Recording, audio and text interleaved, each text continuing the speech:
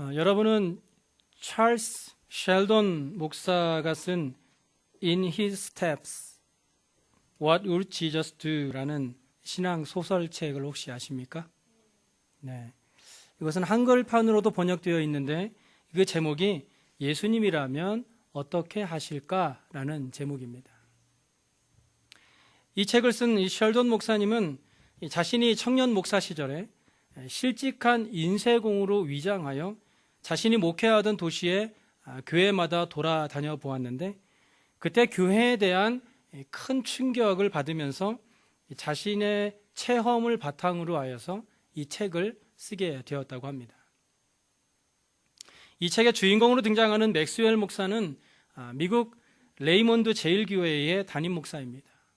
이 제일교회는 레이몬드 시에서도 부유층의 사람들과 높은 직위에 있는 사람들이 모이는 교회로 세상 사람들이 말하는 한마디로 대단한 교회였습니다. 제일교회는 예배 시간이면 각자의 신분에 맞는 자리에 앉아 예배를 드렸습니다. 예를 들어 국회의원들은 앞자리, 그 뒤로 판사, 변호사, 의사 등과 같은 순으로 자리에 앉아서 예배를 드렸습니다. 그만큼 유명 인사들이 교회에 많이 나왔던 것이지요. 그들은 일주일에 한 번 교회에 나와서 예배 드리는 것으로 스스로 해야 할 일을 했다는 이 만족감을 느끼면서 자신이 이 레이몬드 제일교회 교인이라는 사실에 자부심마저 느끼며 살아가는 사람들이었습니다. 맥스웰 목사님은 여느 때와 마찬가지로 예배를 인도하고 있었습니다. 그날의 설교 본문은 오늘 저희가 함께 읽은 베드로전서 2장 21절, 이를 위하여 너희가 부르심을 받았으니 그리스도도 너희를 위하여 고난을 받으사 너희에게 본을 끼쳐 그 자취를 따라오게 하려 하셨느니라 라는 말씀이었습니다. 이 목사님의 설교가 거의 끝나갈 때쯤 갑자기 한 남자가 교회장 뒤쪽에서 강대상 앞으로 천천히 걸어 나오는 것이었습니다. 그는 10개월 전에 직장을 잃은 가난한 인쇄공이었습니다. 앞으로 나온 그는 조용한 목소리로 말했습니다. 목사님께서는 기독교인은 반드시 예수님의 발자취를 따라야 하며 그 발자취란 순종, 믿음, 사랑, 그리고 본받음이라고 하셨습니다. 하지만 목사님께서는 예수님의 발자취를 따른다의 말에 이 진짜 의미는 말씀하지 않으시더군요. 특히 In His Steps, 본받음이라는 것에 대해서 말입니다. 그리고 그는 성도들을 향해 말했습니다. 여러분, 기독교인들에게 예수님의 발자취를 따른다는 것이 과연 무엇을 의미할까요? 이 말을 마치고 그는 그 자리에 쓰러졌고 병원에 옮겨졌지만 며칠 후에 그는 죽고 말았습니다. 이 책은 그가 죽고 난 이후에 이 제일교회에 일어난 변화에 대해서 기록하고 있습니다. 물론 이 책은 사실을 바탕으로 한 소설책입니다. 그러나 저는 이 책에서 우리에게 던지고 있는 예수님이라면 어떻게 하실까라는 질문은 우리의 삶 속에서도 반드시 필요한 질문이라고 생각합니다. 그래서 저는 오늘 본문을 묵상하면서 이런 고민을 한번 해보았습니다. 나의 삶의 모습에서 그리스도의 향기가 뿜어지고 있는가? 나는 내가 상처받았다고 생각할 때에 나의 그 사소한 상처로 인하여 다른 사람에게 더 큰 상처를 긁어내고 있지 않은가? 나는 용서한다고 말은 하지만 가슴으로는 진심으로 용서하지 못하는 가식적인 모습이 숨어 있지 않은가? 나는 다른 사람들을 진심으로 사랑하는가? 오늘 이 시간 저의 이 고민을 함께 생각하시면서 이런 상황에 예수님이라면 어떻게 하실까라는 질문을 함께 해보셨으면 좋겠습니다. 먼저 나는 내가 상처받았다고 생각할 때 나의 그 사소한 상처로 인하여 다른 사람에게 더 큰 상처를 긁어내고 있지는 않은가라는 고민입니다. 교회는 죄인들이 모이는 곳입니다. 그렇기 때문에 교회에는 부정적인 사람, 직설적으로 말하는 사람, 쉽게 분노하는 사람, 배려가 부족한 사람 등 나를 힘들게 하는 사람들이 너무나 많이 있습니다. 그래서 우리가 신앙생활을 하다 보면 이 다른 사람들로 하여금 상처를 받을 때가 많이 있죠. 어쩌면 매주 교회에 나오면서 그런 상처를 받고 있는지도 모릅니다. 그리고 그런 상처를 받을 때 대부분 이렇게 생각합니다. 도대체 나를 어떻게 생각했길래? 아니, 나도 노력하고 있는 거 안 보이나? 자기는 얼마나 잘해서? 저 사람 진짜 구원받은 사람 맞아? 어쩜 그렇게 내 마음을 이만큼도 몰라줄까?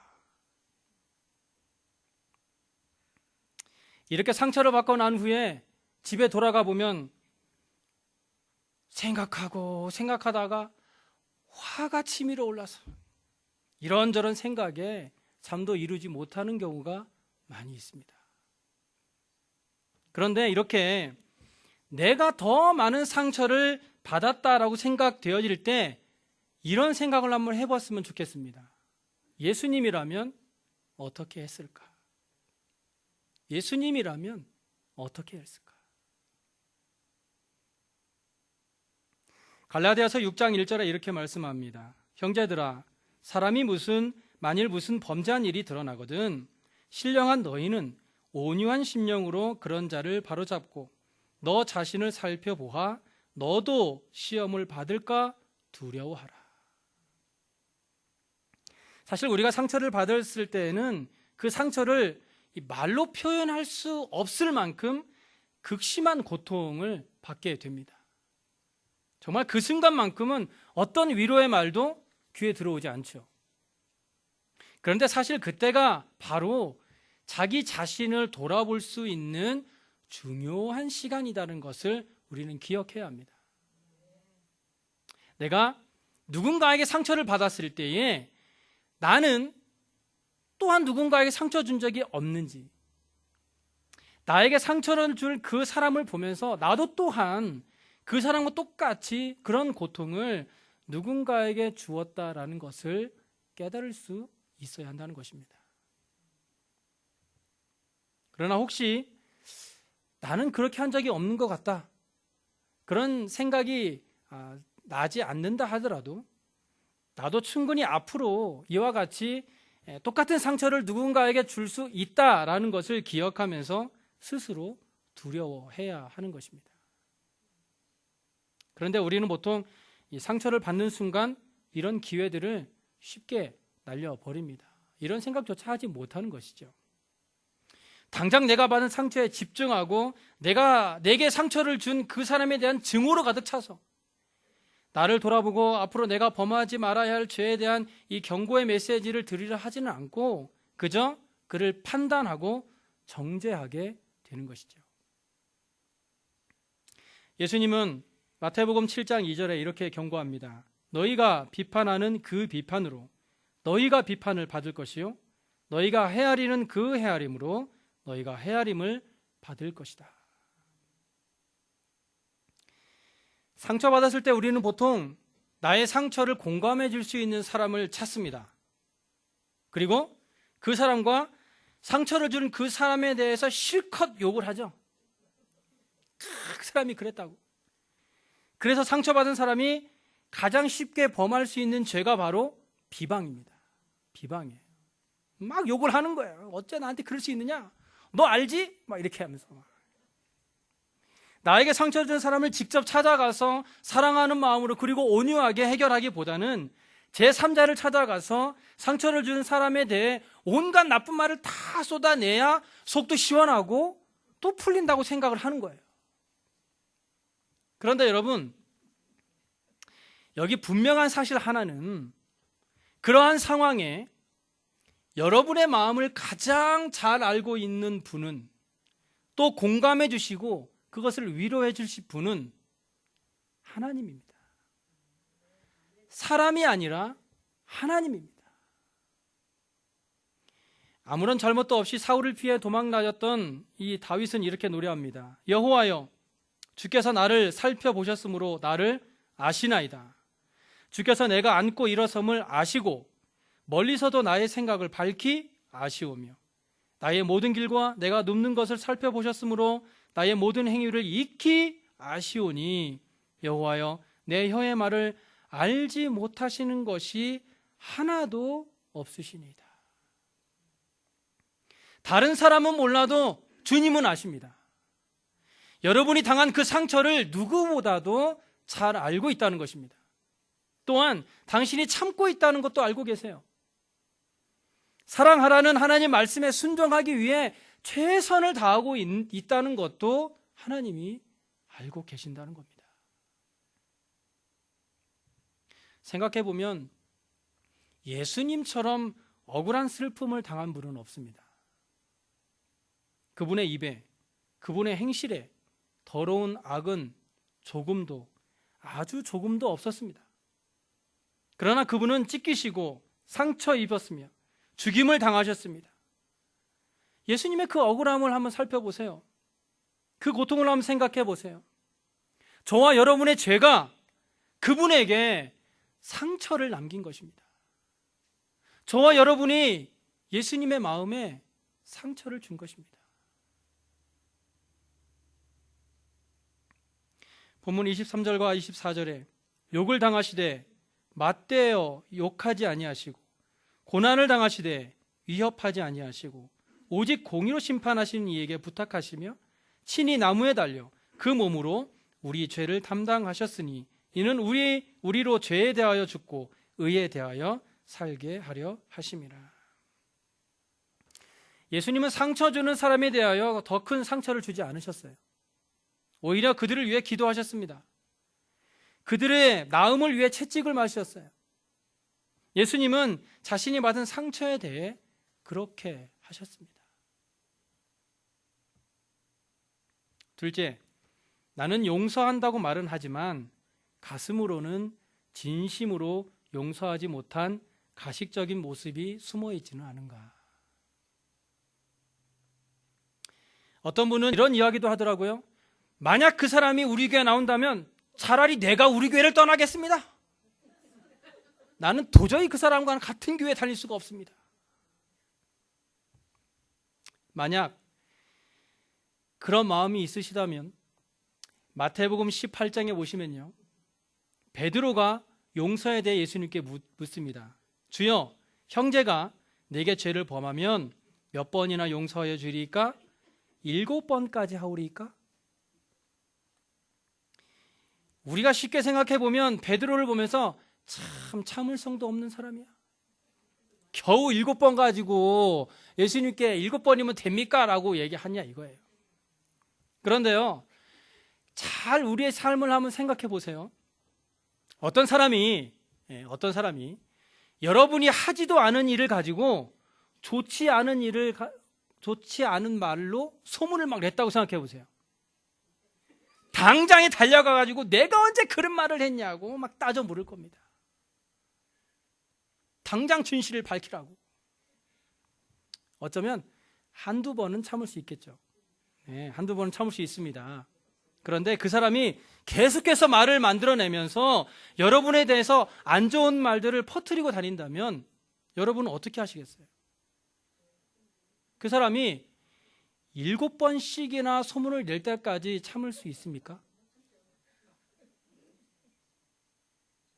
7번까지 참을 수 있어요? 그렇게 생각해 본다면 이 베드로가 말한 7번은 어쩌면 인간으로서는 불가능한 횟수라고 할 수 있습니다. 할 수 없어요. 그런데 예수님은 7번뿐만 아니라 70번씩 7번이라도 용서하라고 말씀하십니다. 제가 미국에 와서 살다 보니까 어떤 일을 당할 때 특히 어떤 이 미국 사람들에게 조금이라도 손해보는 일을 당한다라고 내가 생각되어지면 평소에 잘 되지도 않던 영어가 막 나와. 나도 모르게 영어가 막 나와. 처음에는 제가 외국인이고 또 뭐 영어도 잘 못하는 것 같으니까 약간의 인종차별과 같은 이 불이익을 당하는 것 같은 생각, 제 생각이에요. 생각이 들어서 막 작은 일에도 막 내가 막 화를 내고 막 조금도 손해를 안 보려고 막 일전도 손해를 안 보려고 막 했던. 그런데요, 내가 조금 미국에 좀 살다 보니까 그 사람이 저한테만 그런 게 아니더라고요. 예. 그 사람은요, 외국 사람이든 한국 사람이든 미국 사람이든 누구에게나 다 그렇게 하는 사람이더라는 겁니다. 그런데 이 괜한 나의 자격지심에 조그마한 것에도 화를 참지 못하는 저의 모습을 보면서 아내와 제가 얼마나 회개했는지 몰라요. 우리 이렇게 살지 말자. 이렇게 살지 말자. 왜 이렇게 좁아졌나? 내가 조금만 마음을 넓게 가지면 사실 아무것도 아닌 일로 넘어갈 수 있는 문제인데도 불구하고 자신에게 있는 어떤 이러한 약점이 들키는 것 같으면 그것을 참지 못해서 오히려 상대방에게 더 큰 상처를 주게 된다는 것입니다. 이처럼 사람들은 남이 자신에 대해서는 늘 관대하길 바라면서 자신은 다른 사람들에게 그렇지 못하는 경우가 많이 있습니다. 그러나 오늘 본문 18절과 19절에 사환들아 범사에 두려워함으로 주인들에게 순종하되 선하고 관용하는 자들에게만 아니라 또한 까다로운 자들에게도 그리하라. 부당하게 고난을 받아도 하나님을 생각함으로 슬픔을 참으면 이것이 바로 아름다운 것이다. 우리에게 잘하는 사람에게 잘하는 것은 아무나 할 수 있습니다. 그런데 우리에게 부당하게 하는 사람에게도 순종하는 것이 하나님의 뜻임을 기억해야 합니다. 우리가 부당하게 고난을 받아도 그 사람이 아니라 하나님을 생각함으로 그것을 참으면 하나님이 보시기에 그의 삶을 아름답게 보신다는 것입니다. 또한 이어서 20절에 죄가 있어 매를 맞고 참으면 무슨 칭찬이 있으리요? 그러나 선을 행함으로 고난을 받고 참으면 이는 하나님 앞에 아름다운 것이다. 죄를 지어서 당하는 고난에 칭찬하는 사람은 없죠. 당연하다고 그렇게 말할 수 있죠. 그러나 선을 행했음에도 불구하고 우리가 오해를 받고 고난을 받는다 할지라도 그것을 참으면 하나님 앞에 아름다운 일이 된다는 것을 기억하시기 바랍니다. 그리고 마지막 세 번째, 나는 다른 사람들을 진심으로 사랑하고 있는가? 나는 다른 사람들을 진심으로 사랑하고 있는가? 예수님은 요한복음 15장 12절에 이렇게 말씀하셨어요. 내 계명은 곧 내가 너희를 사랑한 것 같이 너희도 서로 사랑하라 하는 이것이다. 예수님이 우리를 어떻게 사랑하셨나요? 요한복음 3장 16절에 보니까 하나님이 세상을 이처럼 사랑하사 독생자를 주셨으니 이는 그를 믿는 자마다 멸망하지 않고 영생을 얻게 하려 하심이라. 즉 예수님의 사랑에는 차별이 없습니다. 예수 그리스도를 믿는 자마다 영생을 얻게 하는 사랑을 보여주셨다는 것입니다. 그 사람이 죄인이건 죄인이 아니건 내가 사랑하는 사람이건 미워하는 사람이건 상관없이 사랑하신 것입니다. 내가 사랑해도 괜찮은 사람과 도저히 사랑할 수 없는 사람을 구별하지 않았다는 것이에요. 마태복음 9장에 보면 예수님께서 이 세리 마태를 만나 식사하는 장면이 나옵니다. 그때 이 마태와 함께 죄인들이 예수님과 함께 식사를 하는 것을 보고 바리새인들이 따졌습니다. 이에 대하여 예수님은 건강한 자에게는 의사가 쓸데없고 병든 자에게라야 쓸데있다라고 말씀하셨습니다. 어떤 병든 환자가 있을 때에 우리는 그 환자의 잘잘못을 따지지 않죠. 그저 그 환자를 불쌍히 여기고 그 병이 낫기를 바라고 기도하고 치료해 줍니다. 병이 걸렸다고 해서 도대체 어떻게 했길래 이런 병이 걸렸냐고 환자를 비난하는 의사는 아무도 없어요. 마찬가지로 죄를 범했다고 해서 그를 비난하고 멀리하는 것은 예수님의 제자가 될 자격이 없는 것입니다. 또한 예수님은 마태복음 22장 37절에서 39절에 이렇게 말씀합니다. 예수님께서 이르시되 내 마음을 다하고 목숨을 다하고 뜻을 다하여 주 너희 하나님을 사랑하라 하셨으니 이것이 크고 첫째 되는 계명이요 둘째도 그와 같으니 내 이웃을 내 자신같이 사랑하라. 예수님은 먼저 마음과 목숨과 뜻을 다하여 하나님을 사랑하라고 하셨습니다. 이것이 크고 첫째 되는 계명이라고 말씀하면서 하나님을 그렇게 사랑하라고 말씀하셨어요. 즉 하나님을 사랑하는데 all your heart, 모든 지성과 의지를 들여서 사랑하고 all your soul, 내 목숨과 내 본능과 본성을 다해, 그리고 all your mind, 온 마음을 다해 주님을 사랑하라고 말씀하고 계신 것입니다. 그런데 우리가 하나님을 이렇게 사랑해야 하는데 하나님만 이렇게 사랑할 것이 아니라 우리가 이웃도 하나님처럼 이웃을 향해서도 내 자신같이 사랑하라고 말씀하고 계십니다. 우리 몸이 어딘가 아프면 그에 따른 약을 먹죠. 그리고 심하면 의사를 찾아가고 수술을 받기도 합니다. 그런데 아프지 않은 사람도 평소에 한 주먹씩 뭘 먹어요. 비타민, 영양제를 먹죠. 한 주먹씩 먹습니다. 아침마다, 저녁마다. 왜 이렇게 비타민을 먹는 거예요? 자신을 사랑하기 때문입니다. 아프지 않으려고, 건강하려고. 내 자신을 사랑하기 때문이에요. 마찬가지로 이웃의 마음이 아프다면 빨리 나을 수 있도록 위로해주고, 그것으로도 안 된다면 우리의 의사 대신 예수 그리스도를 만나게 해 주어야 합니다.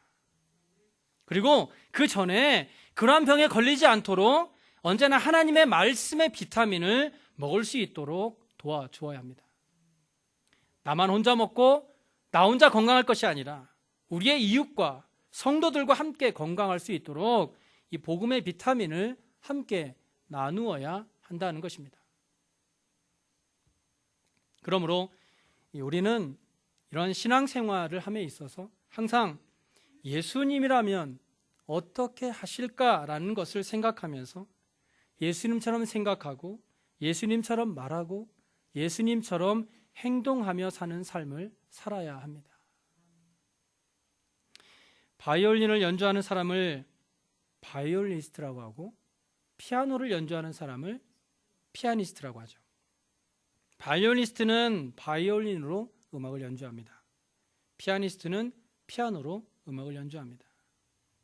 바이올리스트나 피아니스트가 바이올린과 피아노를 가지고 연주할 때에 그 악기 소리가 아름답게 들려질 때 우리는 훌륭한 연주자라고 말합니다.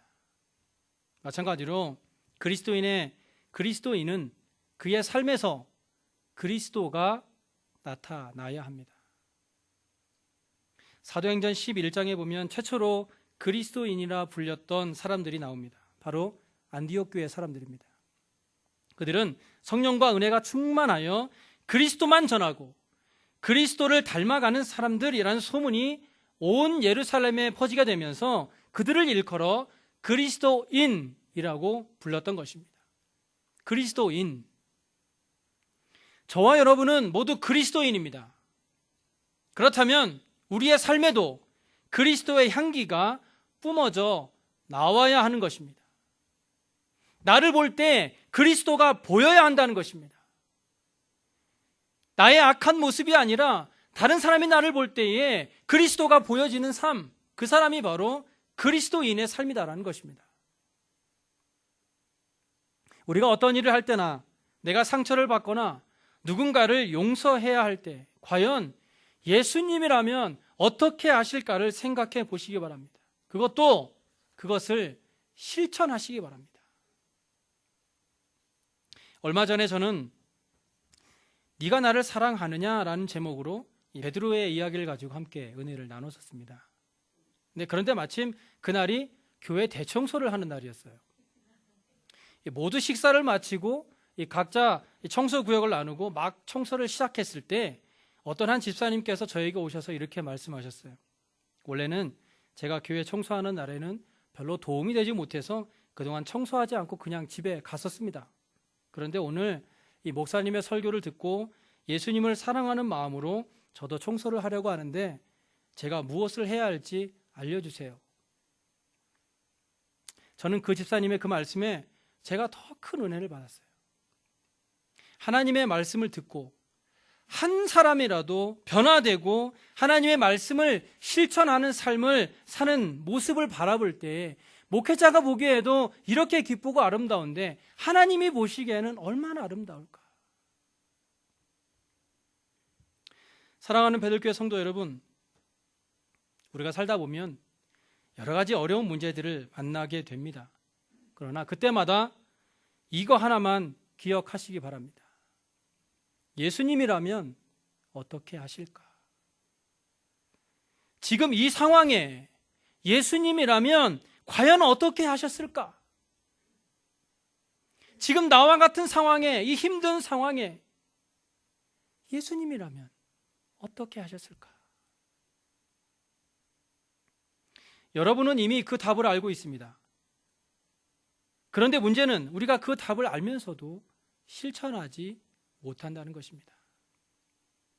하지만 그럼에도 불구하고 그리스도인으로 살아가는 우리는 예수님께서 그러셨던 것처럼 우리도 예수님처럼 그렇게 해야만 하는 것입니다.